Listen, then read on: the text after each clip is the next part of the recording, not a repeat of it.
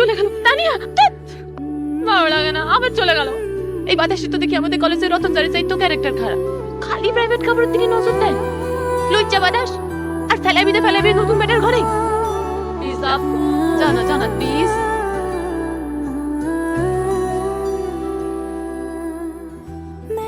আমার আপুর জামা পড়ছে। ও সরেন। আপু বলছে জামাগুলো যাতে কেউ না দেখে, তাই ব্যাগ নিয়ে আসছি। আপনি এদিকে তাকাইছেন কেন? অন্যদিকে তাকান। সরেন সরেন। শোন না, কোথায় সেই লোকটার ঘরে কি কি আছে? খাটা ডাইনিং টেবিল ছাড়া তো আর কিছু দেখলাম না আপু। কোথায় সেই মানুষটা বিয়ে করছে? অদ্ভুত প্রশ্ন তো আপু। আমি কিভাবে জানবো সে বিয়ে করছে নাকি করে নাই? আরে ঘরে জিনিসপত্র দেখলেই তো বোঝা যায়। ম্যাগো কাপড়, সাজের জিনিস। এসব তো কিছু দেখলাম না আপু। আচ্ছা, তার মানে বিয়ে করে না।